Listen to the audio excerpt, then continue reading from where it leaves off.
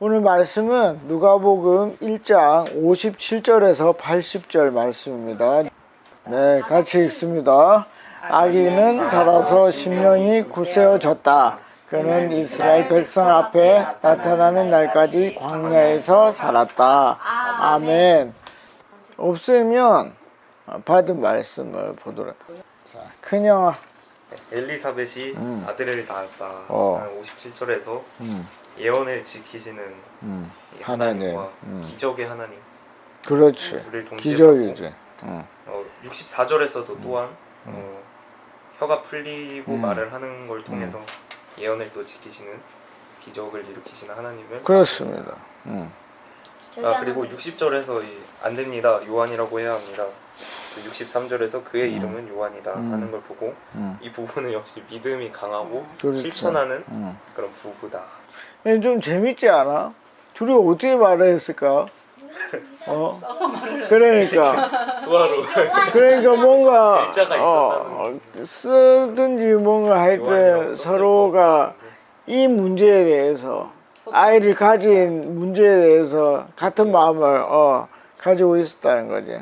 힘들었을 거야. 말을 갑자기 못하게 돼가지고 어릴 때부터 못한 게 아니라 타자를 칠 수 있고 그렇지. 손으로 다 써서. 이렇게 해서 보여줄 수도 없고. 76절에 아가야 너는 더없이 높으신 분의 예언자라 불릴 것이니 주님보다 앞서가서 그의 길을 예비하고 77절에 죄사함을 받아서 구원을 얻는 지식을 그의 백성에게 가르쳐 줄 것이다 하는 게 예언이고 약간 좀 결정론적인 그런 성경의 그렇습니다. 모습을 보여준 것 같습니다. 그리고 80절에 오늘 많은데? 광야에서 살았다. 광야. 이게 뭔지 몰라서 퀘스천 마크를 이거 나중에 한번 생각을 해보고. 여기까지. 여기까지. 우리 3학년 형아. 아기를 주시는 하나님을 찾았어요. 좋습니다. 그리고 기적의 하나님이 너무 많아요. 그렇지. 거의 모든 곳에서 다 왜 뭐 예를 들면 아이를 낳는 기적, 또 혀가 풀리는 혀가 기적, 풀리는 기적. 좋습니다. 그리고 가브리엘이 내려오는 내려오는 기적. 그리고 혀를 풀어주시는 하나님 혀를 찾았고요. 풀어주시는. 77절이랑 76절 예언자를 탄생시키시는 하나님 오, 좋아. 찾았습니다. 잘한다. 혹시 하나님 너한테 주는 말씀은 없어? 네. 세례자 요한같이 어떻게 살아야 거룩하게 돼? 살기. 그 세례자 요한은 어떻게 살았을 것 같아? 지금 내용은 안 나오거든. 아기는 자라서 심령이 굳세어졌다. 그는 백성 앞에서 나타나는 날까지 광야에서 살았다. 이 아기는 대체 어떤 사람이 될 것인가? 그래. 예수님을 예언하는 큰 예언자가 될 것이다. 그래. 그럼 너는 어떤 사람이 될 것 같아? 나? 광야에서 살 거야? 아니 아파트에서 살 거야? 모던 호텔에서 살 거야. 호텔에서 살 거야. 그래서 뭐 결국은 세례자 요한같이 어떻게 살고 싶다고? 거룩하고 진실하게. 그렇게 살고 싶다. 자, 좋아. 자, 이제 엄마. 이 시대에 엄청 이렇게 여성 인권이 엄청 강하고 막 그런 시대가 아닌데 남편을 주인으로 모시고 그런 시대인데 맞죠. 엘리사벳은 친척들 앞에서 안 됩니다. 요한이라고 해야 합니다. 하나님의 말씀을 중요하게 생각하고 용기 있게 친척들 앞에서 말하는 그런 믿음 있는 엄마 밑에 세례 요한을 주셨구나. 그러니까 지금 보면 60절 같은 경우에 보면 엄마가 불쑥 나온 거야. 그러니까 말하는 기회를 준 게 아니고. 그래서 무시하고 어떻게 했지? 안 됩니다. 무시하고 아빠 얘기를 듣자고 그랬지. 왜냐하면 여자가 튀어나올 적이 아니니까. 그런데 아빠도 부부가 일심동체하여 그렇습니다. 말을 못하는에도 불구하고 손으로 써서 요한이다라고 말을 했잖아요. 모두들 이상하고.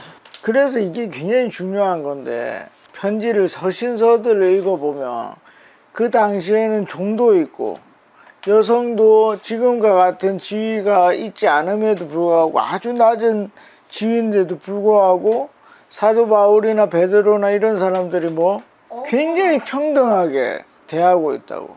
그 왜 그럴까? 그러면 그 시대의 문화나 제도를 뛰어넘는 게 왜 기독교 내에서는 이루어지냐 말이야. 하나님의 기적. 그리스도의 사랑. 사랑이지. 그래서 예전에 어떤 일이 있었어. 우리 그 소 잡는 사람을 뭐라 하지? 백정이 교회에서 뭐가 되지?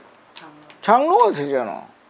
그거는 있을 수가 없는 일이야. 왜냐하면 조선시대니까 천민인데 지금 장로는 우리나라는 계급으로 생각을 하니까 양반이 돼야 되는데 백정의 아들이 장로가 된다는 거는 있을 수가 없는 일이거든.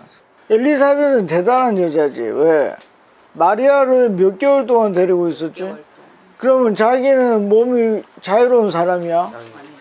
임신하고 있었지. 그리고 말기로 가고 있었지. 자기 말기야. 그리고 나이가 많은데 그래. 고산이지. 그런데 마리아를 몇 개월? 3개월. 3개월이나 데리고 있었다는 거는 생명의 위협을 감수하고 쉽지가 않지. 그리고 부부가 이렇게 합심해서 함께 하나님을 믿는다는 게 너무 고마운 일이고 요새는 그런 게 또 없으니까 그렇게 해야 하나님의 예언을 이루는 아이가 태어나는구나.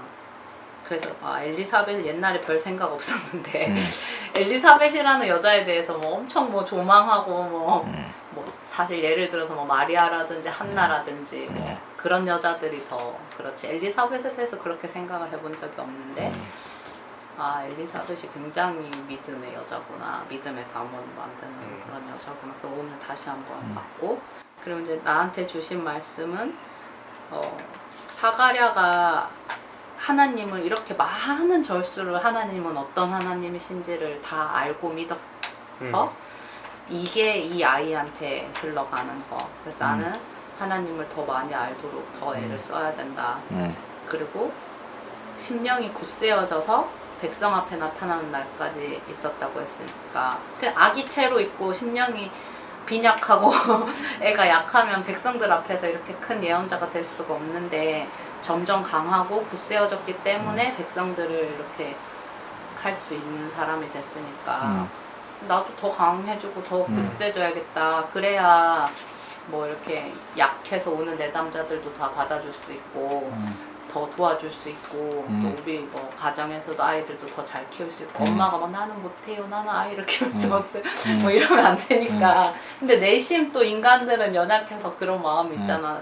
나는 못하는데 그럴 수도 있는데 그런 마음이 더 없이 심령이 굳세어져서 하나님 나를 굳세어지게 하실 거니까 앞으로 더 강해져서 더 훌륭하게 사역을 해야겠다. 그런 생각이 있습니다. 자, 일단 57절을 봅시다. 57절. 자, 엘리사벳이 해산할 달이 됐다. 왜 그럴까?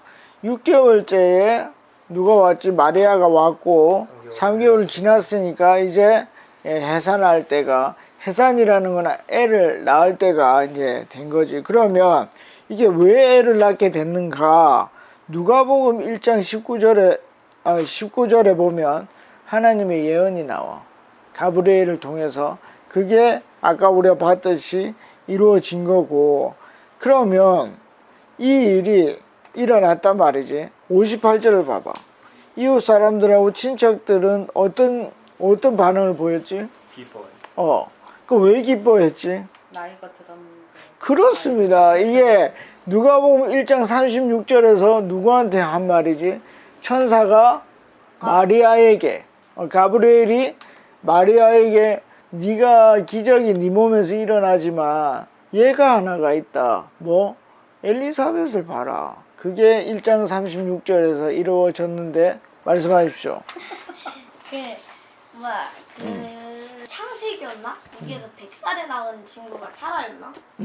아빠가 100살, 엄마는 90살. 그때 나왔구나. 이삭을 낳았죠. 이삭을. 오케이? 기적을 기억해야 돼. 그렇습니다. 그것도 기억해야 되는데 기억을 못했지. 자, 그래서 이렇게 이루어질 수 없는 일인데 이루어진 것을 주위 사람들도 뭐 알았다는 거야. 이게 다 알았다는 거야. 그래서 그렇게 됐고, 그 다음에 59절로 가봅시다. 8일째 되는 날에 뭘 했지? 아이가 할례를 받으러 왔는데, 이 할례는 뭐야? 이 할례는 아브라함에게 하나님이 지시를 해서 이스라엘 백성이라는 것을 나타내는 표시를 뭐 아이가 태어난 지 8일 만에 한단 말이야. 핸드폰을 봅시다. 이게 그 당시에 일반적인 일인가? 한번 보도록 합시다. 자, 누가복음 2장 21절. 희근이가 한번 읽어줘. 할례할 8일이 되매 그 이름을 예수라 하니 곧 잉태하기 전에 천사가 일컬은 바로라. 자, 예수님도 뭘 했지? 할 8일째에 할례를 행했다. 그러니까 그 당시에 모든 아이들은, 이스라엘의 아이들은 8일째. 8일째에 이런 일을 한다 하는 거를 보면 좋겠고, 자, 뭐 60절부터 쭉 나오는 그 요한에 대한 이야기, 이름을 요한이라고 하는 거. 일반적으로는 아빠 이름을 따서 뭐 2세, 3세 이렇게 가는데, 요한이라고 했던 것은 부부가 신앙을 가지고 있었다는 거, 그런 거를 보는 게 중요하고. 자, 63절 맨 뒤에 봐봐.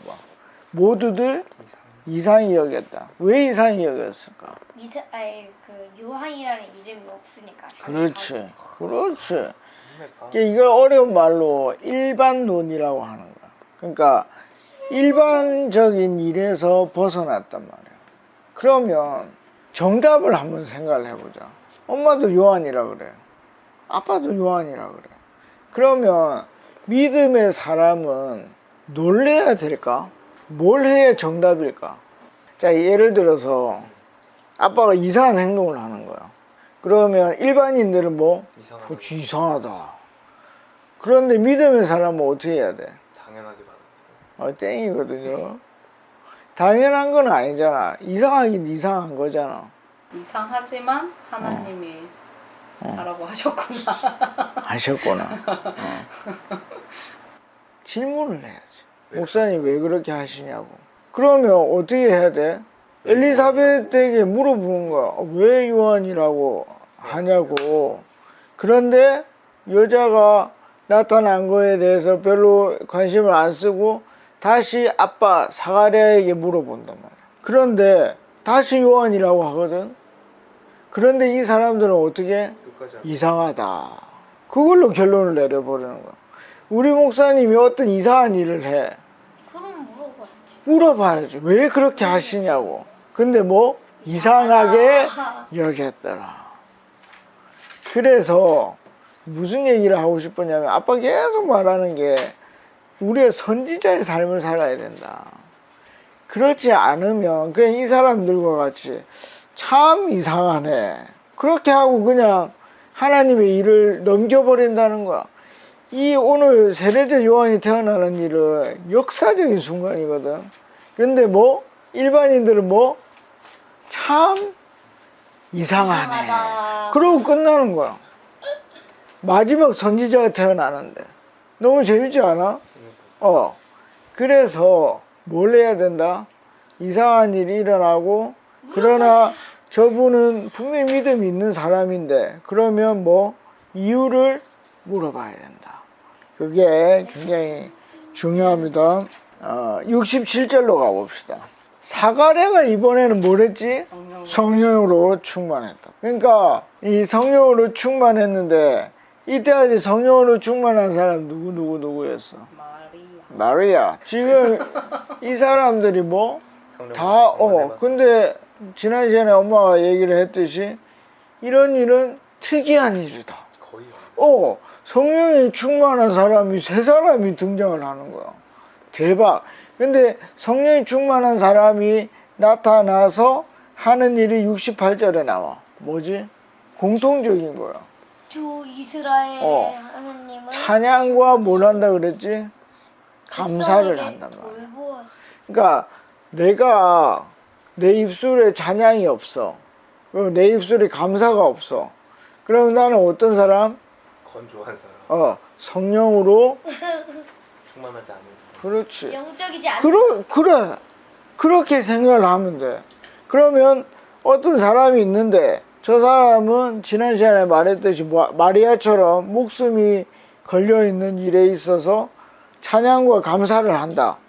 그럼 그 사람은 어떤 사람? 영적으로 충만한 사람이야. 나도 영적으로 충만하고 싶다. 너 영적으로 충만하잖아. 지금도? 그러니까 영적으로 충만한 사람은 찬양. 환경의 지배를 받지 않아. 진짜로. 그거를 잘 관찰해야 된다. 바울도 돌 맞고 죽고 그렇습니다. 안 죽어. 그렇습니다. 안 죽었습니다. 무섭다. 예. 자, 그 다음에 영적으로 이렇게 충만해서 사가랴가 말을 하는데 뭐라고 얘기를 하냐면 73절. 현근이 한번 읽어줘. 이것은 73절. 이것은 주님께서 우리에게 주시려고 우리 조상 아브라함에게 하신 맹세입니다. 아브라함한테 도대체 무슨 약속을 한 거야? 자, 그래서 우리가 창세기 보겠습니다. 핸드폰. 창세기 22장 16절에서 18절까지. 자, 엄마가 16절에 읽어줘. 이르시되 여호와께서 이르시기를 내가 나를 가리켜 맹세하노니 내가 이같이 행하여 내 아들 내 독자도 아끼지 아니하였은지. 누구? 이삭을 아브라함이 바쳤어. 그래서 히그니야 17절.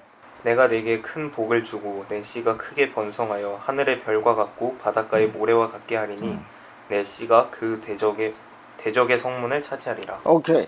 이게 대적의 문을 차지한다는 얘기인데 옛날에는 성은 문만 뭐가 되면 뚫으면 그게 뚫리는 거야. 그러니까 모든 걸 얻게 한다는 뜻인데 이게 뭔 말이지? 이 내시라는 거는 자손들 그러니까 이스라엘 백성들이야. 그래서 구원자를 보내실 것이다. 사가랴가 예언을 하면서 그 구원자가 뭘 한다? 로마에게서 어떻게 벗어나게 할 것이다. 해방되게 할 것이다. 실제로 그렇게도 하지만 이 말 때문에 많은 사람들이 헷갈렸어. 예수님이 뭐 다윗과 같은 메시아로 올 줄 알았어. 근데 예수님은 어떤 메시아였지? 어린 나귀 새끼를 타는 메시아로 온 거야. 그래서 많은 제자들이 예수님이 예루살렘에 입성하시면 나한테 좋은 자리 하나만 주십시오 했는데 이 얘기는 뭐 난 3일 뒤에 죽을 세상적인 일이 아니라 영적인 일이라는 걸 했고 내가 3일 만에 부활할 것이다. 죽고 부활할 것이다 한 그 영적인 일이 일어나는 건데 사람들은 그냥 로마에게서 해방시키는 그런 의미로 생각하는 거지. 근데 이게 에베소서에는 뭐라고 얘기를 하지? 이 모든 일은 혈과 육의 일이 아니라 우리는 영적 싸움이다 라고 얘기를 하거든. 그래서 그거를 잘 봐야 된다 하는 거 하고 이제 마지막으로 80절 봅시다. 80절. 자, 우리 80절을 우리 현근이가 아기는 자라서 신명이 굳세어졌다. 그는 이스라엘의 백성 앞에 나타나는 날까지 광야에서 살아. 자, 형아가 아까 질문을 해서 왜 광야에 있었나. 그래서 마지막으로 우리 오늘 핸드폰 보면 자, 마가복음 1장 3절을 희건이가 좀 읽어줘. 광야에 외치는 자의 소리가 있어 이르되 너희는 주의 길을 준비하라 그의 오실 길을 곧게 하라 기록된 것과 같이. 자, 이게 누가 한 예언이냐면 이사야가 한 예언이란 말이야. 아까 전에 그 70절에 보면 예로부터 거룩한 예언자들이 계속 예언했지. 그 중에 한 사람이 이사야였어. 그 사람이 광야에서 외치는 소리가 누구냐면 1장 4절에 보면 엄마가 읽어줘. 세례 요한이 광야에 이르러 제사함을 받게 하는 회개의 세례를 전파하니. 그 사람이 바로 세례자 요한이었고 세례자 요한이 그걸 전파하니까 어떻게 온 유대 땅에서 사람들이 몰려드는 역사들이 일어났단 말이야. 그래서 광야에 있었던 거야. 자, 그러면 이제 다시 물어보자. 그럼 세례자 요한은 왜 광야로 갔어? 왜 광야로 갔죠? 수련체. 주의 길을 잘했어. 준비하라고 해서. 그걸 어떻게 알았냐고. 성경이 그렇게 하라고 했나? 이사야랑 치는다. 지가 야, 이사야는 600년 전의 사람인데 어떻게 치네. 어떻게 됐지? 지가 자라면서 뭘 깨달은 거야? 사명. 지 삶의 목적을 깨달은 거야. 내가 그 소리구나. 그러면서 지가 어디로 무대로 옮겼지? 광야로 광야. 나가게 된 거예요. 이건 굉장히 중요한 문제. 왜냐하면 예수님은 엄청나게 자기가 메시아라는 거를 어릴 때부터 알았을까? 어떻게 생각해? 몰랐다는 게 알기는 알았을까? 왜냐면 아빠도 그런 얘기를 하고 엄마도 그런 얘기를 하니까 알지만 이 안다는 거는 지식적으로 아는 거야. 근데 내가 뭐 메시아라는 거를 확실히 아는 거는 내가 볼 때는 한 만 12세지 않았겠는가. 어떤 일이 있었지 만 12세 때? 이제 율법학자들이 그렇습니다. 바우바이블의 힘. 말싸움이라기보다는 하여튼 조금 대화를 했죠. 대화를. 논쟁. 논쟁을 했죠. 논쟁을 하고 독서의 힘. 역시 파워바이브를 바우바이블. 저기 그러니까 미술관이랑 그때도 온전히 알았는지는 모르지만 그러나 어쨌든 자기가 어떤 메시아적인 그런 사명을 받았다는 것을 알아가고 있는 중이었다는 거죠. 그러니까 이게 형인데 예수님보다 6개월 형이거든. 6개월 형인데 이 형이 30살이 됐을 때 자기도 광야에서 살아야 되는구나. 그 내가 할 일은 광야에서 외치는 일이구나. 그걸 이제 깨달았다는 거고 이제 아빠가 하나님으로부터 받은 말씀 현근이와 똑같아서 나는 75절. 왜 그러면 하나님이 이 백성들을 구원하시나? 뭐 시키려고 그러지? 주님 앞에서 거룩하고 의롭게 어떻게 평생 동안 살게. 그러니까 하나님이 나를 구원하신 거, 나를 목사로 부르신 거, 그 이유가 뭘까?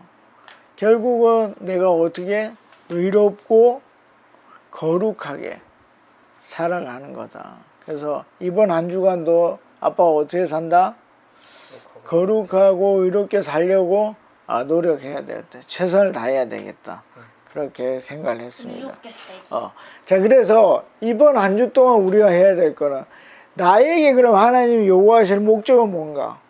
하나님 나를 만약에 구원을 했다면 구원을 해서 나는 어떻게 살기를 원하시는가? 그거를 일주일 동안 생각해 보는 우리 모두가 됐으면 좋겠습니다. 아멘.